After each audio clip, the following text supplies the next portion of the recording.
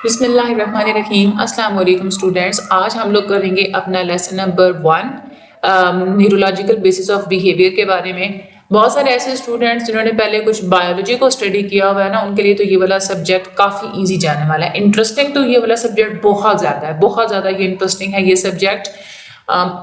लेकिन थोड़ा सा जो है ना ये टफ भी हो सकता है अगर आप लोगों ने इसके कंसेप्ट्स वगैरह ज़्यादा अच्छे से क्लियर ना किए हुए हों तो। लेंथी है थोड़ा सा, बट हम लोग इसको मैनेज कर लेंगे, ठीक है।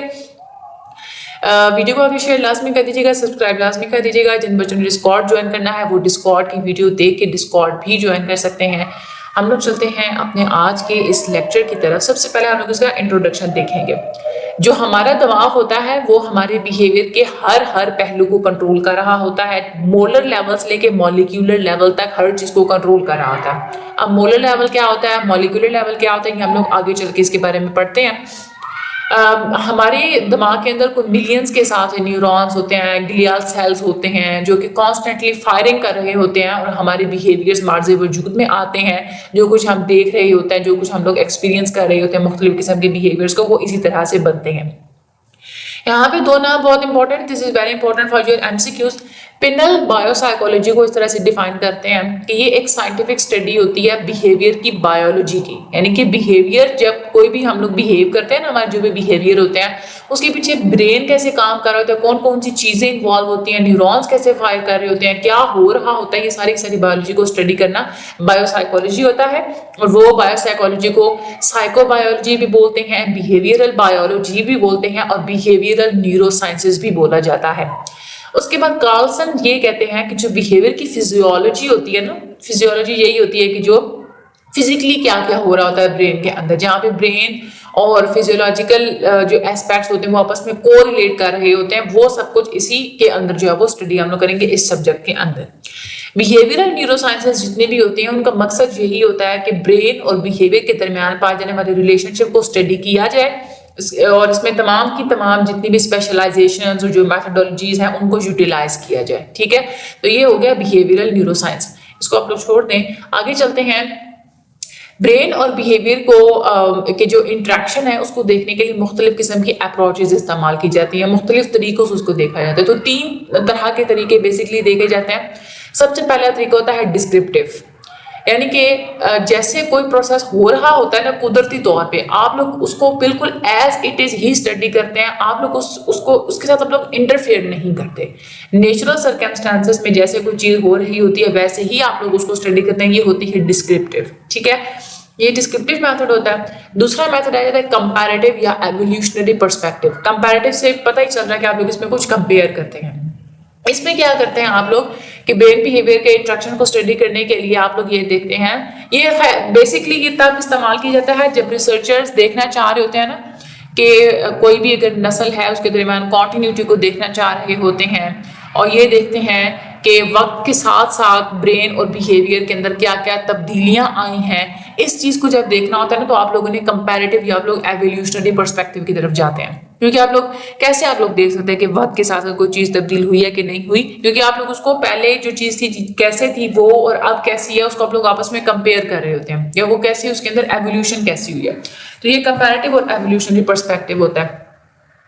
उसके बाद ये वाला पर्सपेक्टिव तब भी यूज होता है जब कोई भी स्पीशीज स्पेसिफिक बिहेवियर होता है, यानी कि कोई ऐसा बिहेवियर जो कि सिर्फ इंसान कर सकते हैं वो दूसरी स्पीशीज नहीं कर सकती।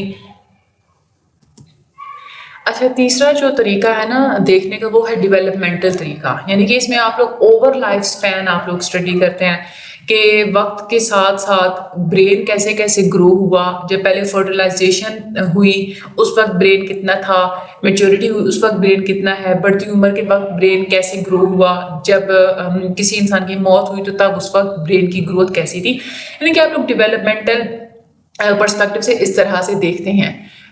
यहाँ पे आप लोग ये भी देखते हैं कि क्या कोई बायोलॉजिकली जो है वो डेवलपमेंट हुई है या जेनेटिकली एक ही तरह से एक ही डायरेक्शन में डेवलपमेंट हुई है, या कोई एक्सटर्नल फैक्टर से जिसकी वजह से डेवलपमेंट हुई है। खैर आप लोग ये जो जो भी स्टडी वगैरह करते हैं इसके मुख्तलिफ किस्म के तरीके होते हैं, एक्सपेरिमेंटल भी तरीके होते हैं और कुछ होता है कि आप लोग नेचुरली भी चीज़ों को स्टडी करते हैं।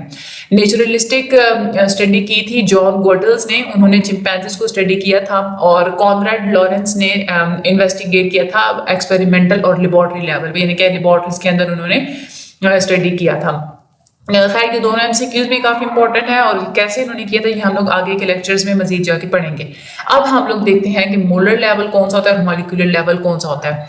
देखिए आप कोई भी स्टडी करते हैं ना, आप लोग पहले इस चीज को देखते हैं कि हमने अगर ब्रेन का एनालिसिस करना है तो हम लोगों ने किस लेवल का एनालिसिस करना है। बिहेवियर कोई भी है, अगर आप लोगों ने उसको देखना है तो उसमें ज्यादा नंबर ऑफ न्यूरॉन्स को इन्वॉल्व करके आप लोगों ने देखना है कि बिहेवियर जनरेट होने में ज्यादा large number of neurons use होते हैं या जस्ट वन न्यूरॉन यूज होता है, मतलब डिफरेंट किस्म के लेवल्स पे आप लोग उसको स्टडी करेंगे। मोलर व्यू में क्या होता है कि आप लोग सिर्फ कोई नेटवर्क्स के ग्रुप के ऊपर जस्ट आप लोग न्यूरॉन्स को स्पेसिफिक न्यूरॉन्स के ऊपर या जस्ट आप लोग स्पेसिफिक एरियाज के ऊपर आप लोग फोकस करते हैं और आप लोग उसी को स्टडी करते हैं। लेकिन जो मॉलिक्यूलर इन्वेस्टिगेशन होती है उसमें आप लोग कोई सिंगल यूनिट या सिर्फ कोई सिंगल सेल या सिंगल मॉलिक्यूल या कोई सिंगल इम्पल्स वगैरह इसको आप लोग लेके और उसके ऊपर आप लोग फोकस करते हैं और उसी को आप लोग स्टडी करते हैं कि ये कोई सिंगल इम्पल्स या मॉलिक्यूल ने कैसे हमारे बिहेवियर को अफेक्ट किया या इसका ब्रेन और बिहेवियर रिलेशनशिप के साथ क्या ताल्लुक है। तो मोलर व्यू जो होता है ना वो एक बड़ा व्यू होता है, हम लोग कह सकते हैं उसको हम लोग बड़े पैमाने पर चीजों को स्टडी करते हैं, और जो मॉलिक्यूलर व्यू होता है ना उसमें हम लोग छोटी छोटी चीजों को स्टडी करते हैं। अब ये बहुत सारे एरियाज तो हम लोग ने ऊपर देखे, यानी कि कोई मॉलिक्यूल्स वगैरह होंगे, सेल्स होंगे इस तरह से, लेकिन हमारे ग्रोथ के ऊपर न्यूरो हार्मोनल इन्फ्लुएंसेस भी होते हैं कुछ, और उसके बाद सोने का भी बहुत ज़्यादा किरदार होता है, ब्रेन कैसे कंट्रोल करता है सोने को और ख्वाबों को, बिहेवियर कैसे बनते हैं, कैसे एक्सप्रेस होते हैं, इन सारी चीज़ों को भी ब्रेन कंट्रोल कर रहा होता है, तो इसको भी स्टडी साथ साथ किया जाता है।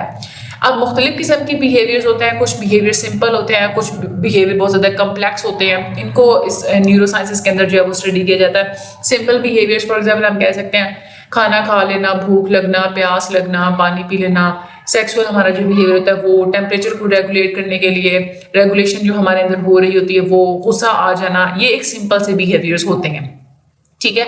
और इसी तरह से आप लोग ये देखते हैं कि जब हम लोग कोई चीज़ देख रहे होते हैं या हम लोग सुन रहे होते हैं या हम लोग जब बॉडी को मूव कर रहे होते हैं तो उस वक्त हमारी कौन कौन से न्यूरोकेमिकल सबस्ट्रेट्स कौन कौन से यूज होते हैं, कहाँ कहाँ पे यूज होते हैं, कौन कौन सी जगहें इन्वॉल्व होती हैं इस सारे प्रोसेस में हेल्प आउट करने के लिए, तो ये आप लोग इसमें स्टडी करते हैं। जो कम्प्लेक्स बिहेवियर्स होते हैं वो डिफरेंट होते हैं, जैसे फॉर एग्जांपल भूलना, याद रखना, सीखना, ये आप लोगों के कम्प्लेक्स बिहेवियर्स के अंदर होता है। किसी के साथ अटैचमेंट क्रिएट हो जाना, किसी चीज़ की एडिक्शन होना, वो क्यों हुई, इमोशनल स्टेट्स जो मुख्तलिफ किस्म की होती हैं, गुस्सा आ जाना, खौफ महसूस करना, ये आप लोगों के कम्प्लेक्स बिहेवियर्स होते हैं। अच्छा, उसके बाद जो कम्प्लेक्स बिहेवियर्स में ज़्यादा जो कम्प्लेक्स बिहेवियर्स होते हैं, फॉर एग्जांपल आप लोग ये देखना चाह रहे होते हैं कि ब्रेन के जो हेमिस्फीयर्स होते हैं ना सेरेब्रल कॉर्टेक्स के, वो कैसे फंक्शनिंग करते हैं, ये कम्प्लेक्स स्टडी के अंदर आ जाएगा। एमआरआई के थ्रू इसको किया जाता है। इस तरह से डिप्रेशन वगैरह, स्किज़ोफ्रेनिया वगैरह, ये ज़्यादा कम्प्लेक्स होते हैं, इनको आप लोग ईजिली इन्वेस्टिगेट नहीं कर सकते। जो न्यूरो साइंसेज होती है इसमें 21st सेंचुरी को कहा जाता है कि ये this is the century of brain. इसमें जो वैलेंस्टाइन थे उन्होंने ब्रेन कंट्रोल को बहुत ज़्यादा स्टडी किया था और उन्हें पूरी एक ब्रेन कंट्रोल के नाम से उन्होंने एक बुक भी लिखी थी उन्होंने 21st सेंचुरी में उन्होंने ये लिखी थी। अब रिसर्चर्स क्या करते हैं, वो इन्वेस्टिगेट करते हैं कि बिहेवियर का ताल्लुक कैसे है न्यूरो एनाटॉमिकल लोकलाइजेशन से। न्यूरो एनाटॉमिकल लोकलाइजेशन क्या होती है, मैं आप लोगों को बेसिक सा एक कंसेप्ट देती हूँ कि हमारे जैसे फॉर एग्जांपल ब्रेन के 4 लॉब्स है ना, तो हम लोग जो जब कोई चीज़ देख रहे होते हैं उसमें डिफरेंट लॉब इन्वॉल्व होता है। जब हम लोग कोई सुन रहे होते हैं तो डिफरेंट लॉब इन्वॉल्व होता है, तो वो इसको डिफरेंट जगह इन्वॉल्व होती है ना, इसको हम लोग बोलते हैं न्यूरो एनाटॉमिकल लोकलाइजेशंस, ठीक है। दूसरी चीज़ है न्यूरोकेमिकल्स। डिफरेंट किस्म के न्यूरॉन्स होते हैं, डिफरेंट किस्म के न्यूरॉन्स डिफरेंट किस्म के केमिकल्स रिलीज करते हैं, उसको हम लोग न्यूरोकेमिकल्स बोलते हैं। तो उनका क्या ताल्लुक है बिहेवियर के साथ, और इन चीज़ों से यानी कि लोकलाइजेशंस और न्यूरोकेमिकल्स को चेंज करने से या ड्रग्स वगैरह से कैसे बिहेवियर को कंट्रोल किया जा सकता है या एक्सटर्नली बाहर से कैसे कंट्रोल किया जा सकता है, इन सारी चीज़ों को रिसर्चर्स ने इन्वेस्टिगेट किया और ये करते हैं। न्यूरो साइंसेज में यही सारी चीज़ें स्टडी तो की जाती हैं, लेकिन इसमें इश्यूज भी हैं क्योंकि ब्रेन को स्टडी करना एक तो आसान नहीं है। मुख्तलिफ किस्म के व्यूज़ हैं ब्रेन के फंक्शंस के बारे में। सबसे पहले तो एक तसादुम पाया जाता है लोकलाइजेशन का और इक्वल पोटेंशियलिटी का। यानी कि ये कहते हैं, कुछ लोग ये कहते हैं कि सिर्फ एक ही एरिया या एक ही जो है वो जगह इन्वॉल्व होती है कोई भी काम करने में। कुछ कहते हैं कि नहीं, एरियाज के मुख्तलिफ किस्म के ग्रुप्स होते हैं जो कि इकट्ठे काम कर रहे होते हैं। जैसे सारे के सारे फॉर एग्जांपल, अच्छा उसमें फिर मजीद ये भी आ जाता है कि अगर बहुत सारे ग्रुप्स इन्वॉल्व हैं, वो इकट्ठे काम कर रहे हैं, तो वो आपस में एक दूसरे के साथ कम्युनिकेट कैसे करते हैं, कौन किसको सुनता है, कौन किसको फॉलो करता है, ये सारी चीज़ें, ये सारे इश्यूज, इस पे भी डिफरेंट किस्म की डिबेट्स हैं। और उसके बाद जो मुख्तलिफ किस्म के जो वो कहते हैं कि स्पेशलाइज्ड होते हैं कुछ एरियाज, यानी कि टेम्पोरल लॉब है वो या तो सिर्फ सुनेगा या तो वो देखने में इन्वॉल्व होगा। अगर एक लॉब विजन में इन्वॉल्व है तो इसका मतलब है कि विजन में कोई दूसरा लॉब इन्वॉल्व नहीं होगा। और कुछ जो है वो इक्वल पोटेंशियलिटी भी बिलीव करते हैं, वो ये कहते हैं कि नहीं, तमाम लॉब्स की सिमिलर एक जैसी ही कैपेबिलिटीज होती हैं, कोई भी लॉब इस तरह के जो है वो काम वगैरह वो कर सकता है। और तीसरा ये है कि वो कहते हैं कि स्पेशलाइज्ड और उसके बाद इक्वल पोटेंशियलिटी के कंसेप्ट को उन्होंने कंबाइन कर दिया है। इसी तरह से डिबेट पाई जाती है नेचर और नर्चर में, यानी कि कुछ लोग ये कहते हैं कि जो बिहेवियर्स होते हैं वो कुदरती तौर पे हमारे अंदर मौजूद होते हैं, विरासत के साथ उनका बस गहरा ताल्लुक होता है, बायोकेमिकल बेसिस होती है। अल्लाह ताला ने बायोलॉजी ही इस तरह की बनाई हुई है कि वो बिहेवियर एज इट इज ही रहना होता है। और कुछ ऐसे लोग होते हैं वो कहते हैं कि नहीं, इन्वायरमेंट का इसमें अमल दखल होता है। जैसे स्किज़ोफ्रेनिया है ना, तो वो कुछ लोग कहते हैं कि ये विरासती तौर पे होता है, और कुछ ये कहते हैं कि नहीं, इसमें हमारी जो परवरिश वगैरह और जो इन्वायरमेंटल फैक्टर्स है वो बहुत ज़्यादा इन्फ्लुएंस करती हैं। ठीक है, और इसमें एक बहुत ज़्यादा ये इस पर भी डिबेट मौजूद है। और फाइनल से ये बात सामने है कि नेचर और नर्चर वैसे तो दोनों ही रोल प्ले करती हैं डेवलपमेंट के अंदर, वो दोनों की इम्पोर्टेंट रोल होता है अपीयरेंस के अंदर, हमारी डेवलपमेंट के अंदर, ग्रोथ के अंदर, बिहेवियर्स के एक्सप्रेशन के अंदर। तीसरी डिबेट आती है, कुछ लोग मोलर लेवल को फॉलो करते हैं, कुछ है मॉलिक्यूलर लेवल को फॉलो करते हैं। बिहेवियर्स के जो स्कोप है न्यूरो साइंसेस में स्टडी जो किया जाता है वो डिफरेंट होता है, माइक्रोस्कोपिक भी होता है, हॉलिस्टिक लेवल पे भी इसको स्टडी किया जाता है। माइक्रो जो होता है ना, हम लोग उसको माइक्रो लेवल को हम लोग रिडक्शनिज्म भी बोलते हैं, कि इसमें हम लोग बिहेवियर्स में जस्ट उसके सेलुलर कंपोनेंट्स की बुनियाद पर हम लोग स्टडी कर रहे होते हैं। और जो मैक्रो लेवल होता है उसको हम लोग हॉलिस्टिक कहते हैं, यानी कि इसमें जितने भी सब कंपोनेंट्स होते हैं उन सारे के सारों को इकट्ठा हम लोग स्टडी करते हैं। माइक्रो लेवल पर लोग सिर्फ एक सेल को स्टडी करेंगे, या सेल के अंदर पाए जाने वाले कंपोनेंट्स को आप लोग स्टडी करेंगे, आयन्स की मूवमेंट्स को आप लोग स्टडी करेंगे। लेकिन मैक्रो लेवल पे आप लोग सेल्स के पूरे पूरे ग्रुप्स को स्टडी करेंगे, न्यूरोकेमिकल जो होते हैं वो कौन कौन से पाथवे से होते हुए जाते हैं, वो उसमें कौन कौन सी लोकेशंस होती हैं, इवन पूरी पूरी स्पीशीज के अंदर मुख्तलिफ किस्म के जो बिहेवियर्स होते हैं उनको आप लोग स्टडी करते हैं। तो मैक्रो लेवल पे आप लोग बड़े पैमाने की स्टडी करते हैं। बिहेवियर न्यूरो साइंटिस्ट दोनों मेथड्स का जो कॉम्बिनेशन होता है उसको यूज करते हैं, माइक्रो को भी यूज करते हैं, मैक्रो को भी यूज करते हैं। न्यूरो साइंसेस कहाँ से, इनका ओरिजिनेट कहाँ से हुई थी? सबसे पहले हिप्पोक्रेट्स ने ये कहा था कि जो हमारा दिमाग है वो एक सेंटर है हमारी सेंसेशंस का, हमारी सोच का, हमारे इमोशंस का और हमारी जजमेंट का, इसलिए ब्रेन को स्टडी करना चाहिए। उसके बाद मुसलमानों की कॉन्ट्रीब्यूशन बहुत ज्यादा है। मुस्लिम साइंटिस्ट ही थे जिन्होंने सबसे पहले ब्रेन को खोल के उसके अंदर उन्होंने एनाटॉमिकल डिटेल्स वगैरह, उसका स्ट्रक्चर उन्होंने बताया था। अब ये जो एक्सपेरिमेंट था, ये एक्सपेरिमेंटल भी हम लोग उसको कहते हैं, और ये एक डिस्क्रिप्टिव अप्रोच भी थी। जब डायसेक्शन की गई थी तो उन्होंने ये कहा था कि एक हार्ड सी सख्त सी प्रोटेक्टिव कवरिंग होती है जो हमारे ब्रेन को प्रोटेक्ट कर रही होती है, और मुसलमानों ने इसका नाम दिया था उम्मुल दफा। और उसके बाद वो ये कहते हैं कि इसके अंदर एक और नाजुक सी कवरिंग होती है, और वो फ्रेजाइल होती है, नाजुक सी होती है, नरम सी होती है वो। इसी चीज़ को आगे बाद में लातीनी ज़बान में जो है वो इसको ट्रांसलेट किया जाता है, इसको धूरा मैटर और पिया मैटर बोला जाता था। मैटर का जो है ना वो लफ्ज़ मदर से निकला, यानी कि प्रोटेक्ट करने वाली चीज़, प्रोटेक्टिव कवरिंग। अच्छा, उसके बाद अगली जो कॉन्ट्रीब्यूशन है फ्रांस गॉल की, इन्होंने फ्रेनोलॉजी का कंसेप्ट दिया था। वो ये कहते हैं कि उन्होंने ये कहा था कि जो हमारा क्रैनियम है ना, यानी कि हमारी जो दिमाग की जो हड्डी है, सख्त जो बाहर जो पूरी सख्त जो कवरिंग होती है, उसके अंदर बम्प्स पाए जाते हैं। ठीक है, और इन्होंने ये भी कहा था कि हमारा जो लेफ्ट और जो राइट हेमिस्फीयर्स हैं ये दोनों आपस में कॉर्पस कैल्यूसम से जुड़े हुए हैं। उसके बाद अगली कॉन्ट्रीब्यूशन आ जाती है फ्लोरीन्स की। इन्होंने सबसे पहले एक्सपेरिमेंट किया था कि जो एवियन ब्रेन्स होते हैं ना उनकी एबलेशन की थी। एवियन ब्रेन्स क्या होते हैं, ये लफ्ज निकला है एव्स से।